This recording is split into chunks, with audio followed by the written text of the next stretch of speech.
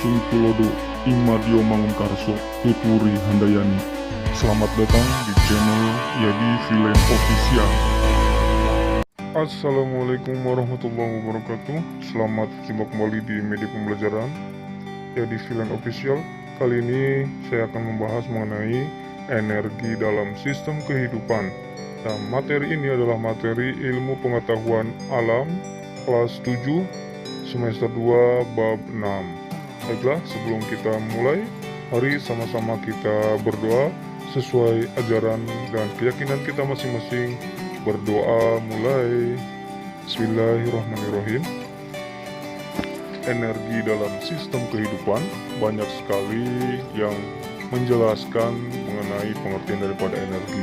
Nah, di sini ada beberapa konsep pengertian daripada energi. Nah, di sini energi dapat dikatakan sebagai usaha atau pesawat sederhana, bidang miring, kemudian energi panas, energi listrik, energi cahaya, energi kimia, dan energi gerak.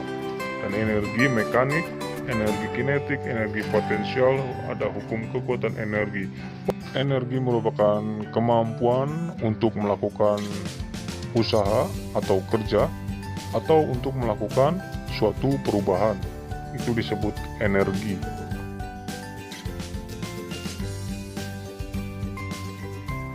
Transformasi energi oleh klorofil.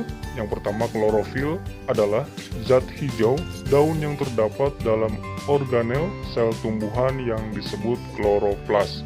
Klorofil juga berfungsi dalam fotosintesis. Lalu energi radiasi atau sinar matahari yang ditangkap oleh klorofil berfungsi melancarkan proses fotosintesis. Proses tersebut digunakan untuk mereaksikan CO2 dan H2O menjadi glukosa. Nah, ini salah satu penjelasan daripada transformasi suatu energi oleh klorofil. Kemudian, selain menjadi energi kimia dalam glukosa, hasil reaksinya dapat menghasilkan oksigen yang dapat digunakan oleh suatu tumbuhan untuk beraktivitas seperti tumbuh, berkembang, dan bernapas. Jadi, energi radiasi matahari yang berbentuk energi cahaya diubah menjadi energi potensial dan energi kimiawi yang disimpan dalam molekul karbohidrat dan bahan makanan lainnya. Transformasi energi. Transformasi energi dalam sel terjadi sebagai berikut. Pada makhluk hidup heterotrof, makhluk hidup yang memanfaatkan sumber makanan organik. Makhluk hidup ini yang tidak mampu merubah senyawa anorganik menjadi senyawa organik. Energi ini bersumber dari makanan yang dikonsumsi atau dimakan. Lalu yang kedua, energi ini akan mengalami transformasi mulai dari energi potensial berupa energi kimia, makanan menjadi energi kinetik atau gerak dalam aktivitas makhluk hidup tersebut. Lalu kemudian kita akan membahas makanan sebagai sumber energi.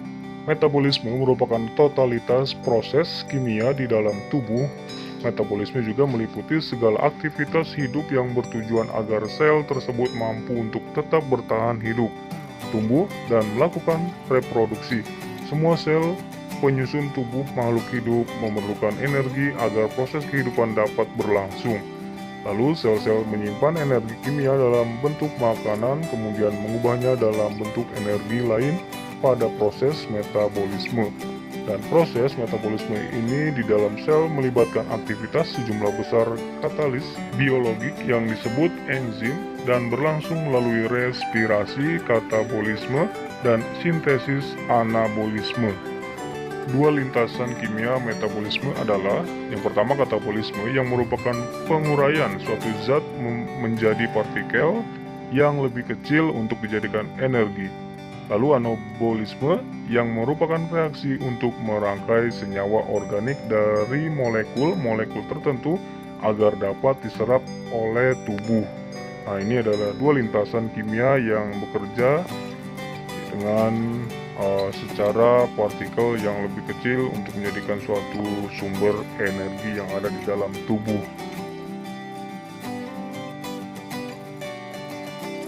Reaksi katabolisme adalah suatu reaksi yang sifatnya memecah ikatan kimia yang kompleks menjadi ikatan kimia yang lebih sederhana. Pada waktu itu, ikatan putus dan molekul terpecah menjadi pembebasan energi. Nah, lalu disebut reaksi eksergonik. Contohnya, reaksi ini selalu memberikan katabolisme seperti proses respirasi atau termasuk aerob dan anaerob.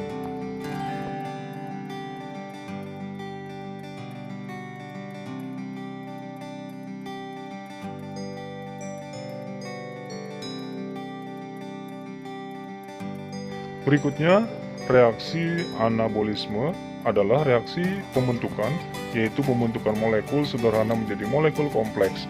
Reaksi ini, anabolisme, merupakan reaksi sintesis karena adanya transformasi energi yang disimpan dalam bentuk ikatan kimia. Oleh sebab itu, reaksi ini, anabolisme, disebut juga reaksi yang membutuhkan energi endergonik. Ya, contoh reaksi ini adalah sintesis, termasuk fotosintesis dan kemosintesis.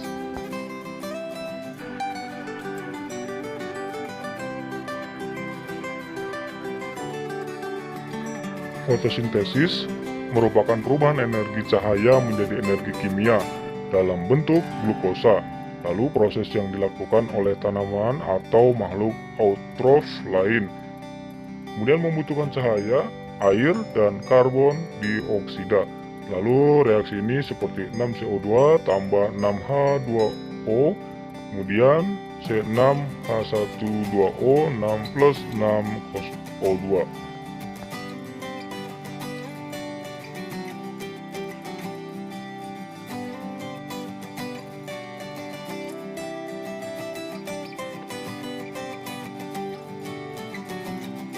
Lalu selanjutnya di sini ada proses terjadinya fotosintesis. Nah, silakan kalian lihat gambar struktur daun.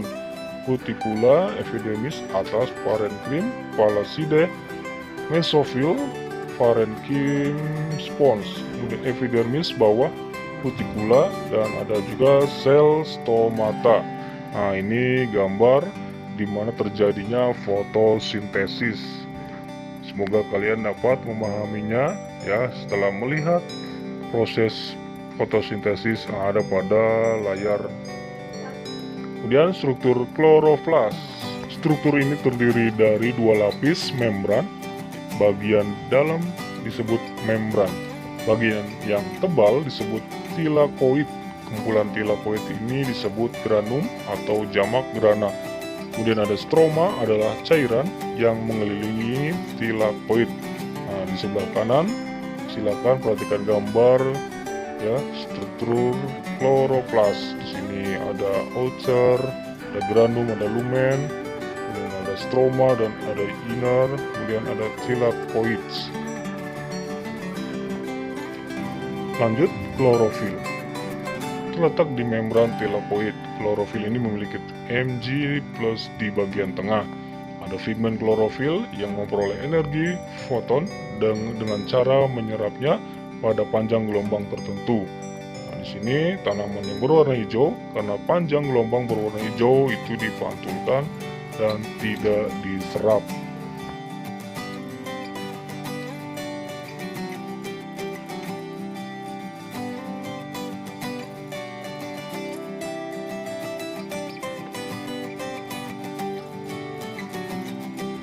Selanjutnya, fotosintesis proses kimiawi. Di sini terjadi dalam dua fase. Yang pertama, reaksi terang. Reaksi terang ini yang memerlukan cahaya. Cahaya diserap oleh pigmen. Kemudian yang kedua, reaksi gelap atau siklus Kelvin. Siklus ini bereaksi gelap disebut tahap sintesis dari fotosintesis. Menangkap energi matahari untuk mengubah energi kimia menjadi gula.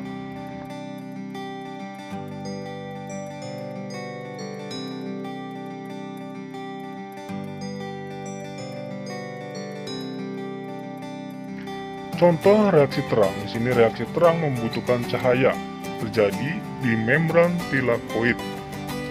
Kemudian membutuhkan cahaya dan air, dibentuk molekul penyimpan energi ATP dan NADPH.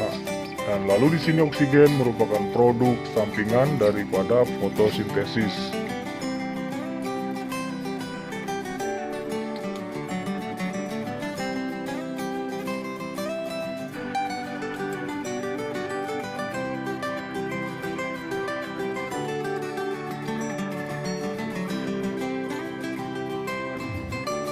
reaksi gelap atau siklus Kelvin. Kemudian reaksi gelap ini tidak butuh cahaya, dan ini terjadi di stroma. Karbon dioksida adalah diubah menjadi glukosa. Lalu produk gula yang dihasilkan di siklus Kelvin bukan glukosa tapi gula 3 karbon. Ya, seperti di rumus ini menghasilkan G3P atau siklus Kelvin harus berlangsung 3 kali untuk mengubah 3 molekul CO2. Untuk membuat satu molekul, glukosa akan memerlukan 6 siklus dan fiksasi dari 6 molekul CO2. ATP dan NADPH yang dibentuk selama reaksi terang digunakan sebagai energi dalam membentuk glukosa. Berikutnya, pernapasan atau respirasi oksidasi biologi. Di sini bukan sekedar memasukkan O2 dan mengeluarkan CO2 oleh paru-paru. Lalu di sini juga adalah proses pemecahan glukosa oleh oksigen yang terjadi pada MH yang akan membentuk energi untuk aktivitas tubuh. ATP atau adenosin trifosfat sebagai sumber energi.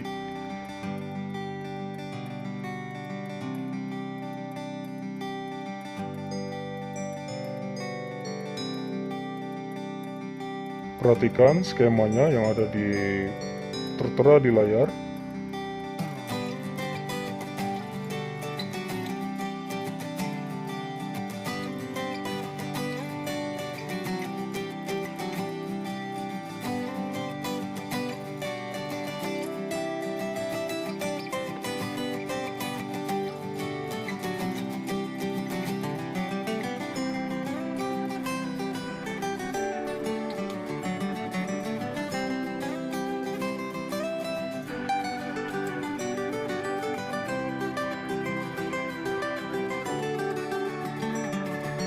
Alat-alat pernapasan, sini nomor 1 adalah hidung, 2 tekak, kemudian 3 tenggorokan, trachea, kemudian 4 cabang tenggorokan atau bronchus, dan 5 alveolus, 6 paru-paru atau pulmo.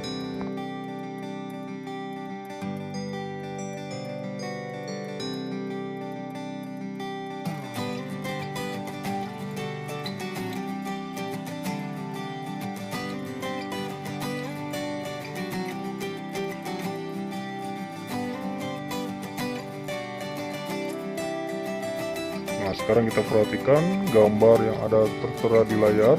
Sini ada laring, ada tulang rusuk, kemudian ada juga rongga dada, ada bronchiolus, alveolus, pleura, dan diafragma.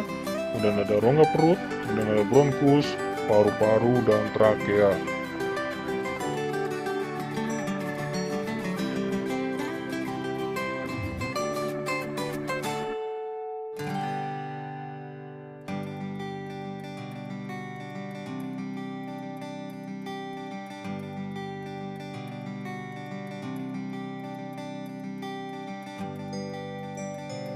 Selanjutnya ada skema daripada zat makanan yang diolah oleh tubuh. Ya, tubuh memerlukan makanan yang bergizi atau yang sehat, lalu supaya tidak terjadi atau tidak menimbulkan sakit, ya. Dan di sini juga tidak boleh kekurangan makanan dalam tubuh manusia. Kalau tubuh manusia kekurangan makanan, maka akan mengakibatkan terjadinya sakit atau tidak memiliki zat tubuh atau energi di dalam tubuh manusia. Dan di sini ada makanan yang bergizi yang mengandung karbohidrat, protein, lemak, kemudian ada juga garam mineral. Nah, di sini juga memerlukan vitamin. Diperlukan juga dalam jumlah yang sangat kecil, tidak menghasilkan energi karena kekurangan vitamin dapat menyebabkan penyakit defisiensi. Nah, jadi dalam tubuh manusia ini membutuhkan vitamin, ya, atau karbohidrat, protein, lemak, atau garam mineral supaya menjadi tubuhnya sehat atau memiliki kekuatan yang kuat dan tetap memakan makanan yang bergizi. Karbohidrat. Nah, karbohidrat ini merupakan senyawa kimia organik yang dibentuk dari karbon C, hidrogen H, dan oksigen O. Lalu terdiri dari 3 macam bentuk, ada polisakarida, dan ada sikarida, kemudian ada monosakarida. Ya. Nah, ini adalah bentuk senyawa kimia organik yang dibentuk dari karbon C, hidrogen atau H, dan oksigen.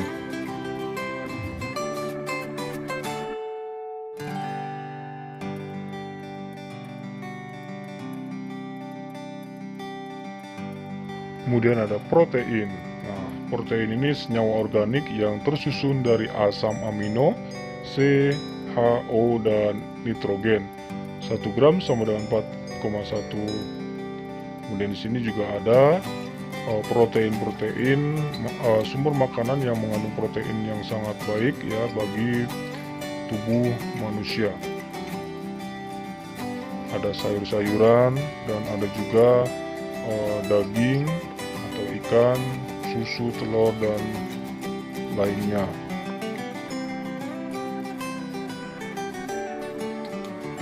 Kemudian jika tubuh manusia kekurangan protein, lalu di sini akan mengakibatkan dalam jangka panjang. Nah, di sini seperti digambar adalah salah satu gambar di mana tubuh yang memiliki kekurangan protein ya. Di sini disebut dengan busung lafar, dan ini terjadi pada anak-anak ya yang sekisaran umur dari 2 sampai 7 tahun, bahkan mungkin bisa lebih. Nah, jadi kita harus tetap menjaga stamina tubuh kita supaya tidak kekurangan protein.